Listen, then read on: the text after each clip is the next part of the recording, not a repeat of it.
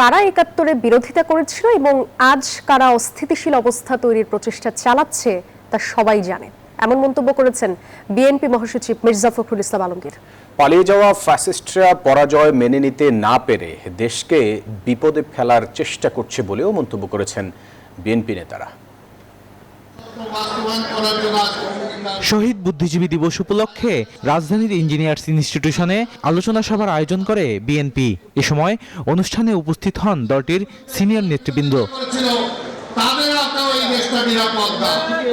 বিজয়ের ঠিক পূর্ব মুহূর্তে পাকিস্তানিদের সমর্থিত দেশীয় দোসরদের হাতে বুদ্ধিজীবী হত্যার নানা দিক তুলে ধরেন নেতারা। বলেন, ৭১-এর পুরনো ও চিহ্নিত একটি গোষ্ঠী দেশকে আবারও অস্থিতিশীল করার অপচেষ্টা চালাচ্ছে।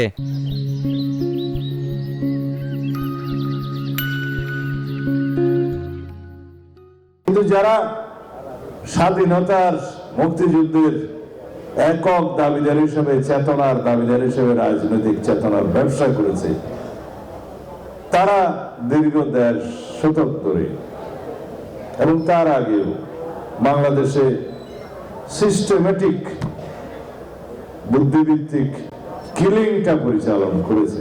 ৭১-এর পুরনো সেই গোষ্ঠী নতুন রূপে বাংলাদেশে অভিভূত হয়েছে। যারা হত্যাকাণ্ড চালিয়েছে, হত্যাকাণ্ড চালানোর চেষ্টা করবে, তাকে বিএনপি সকল সময় প্রতিরোধ করবে। অনুষ্ঠানে সভাপতির বক্তব্যে কারা ৭১-এর বিরোধিতা করেছিল এবং আজ কারা অস্থিতিশীল অবস্থা তৈরির প্রচেষ্টা চালাচ্ছে তা সবাই জানে বলে মন্তব্য করেন বিএনপি মহাসচিব। ১৯৪৭ সালে এই শক্তিটি সেদিন পাকিস্তান আন্দোলনের বিরোধিতা করেছিল।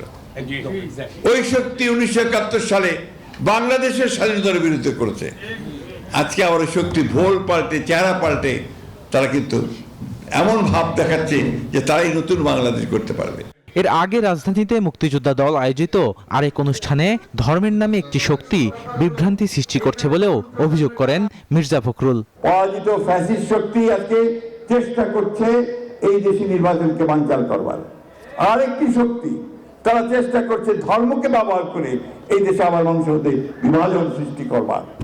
এ সময় স্বাধীনতা বিরোধী শক্তিদের বিশ্বাস করার কোনো সুযোগ নেই বলে জানান উপস্থিত নেতারা। যারা আজকে দেশকে আবার বিভক্ত করতে চাচ্ছে ধর্মের নামে।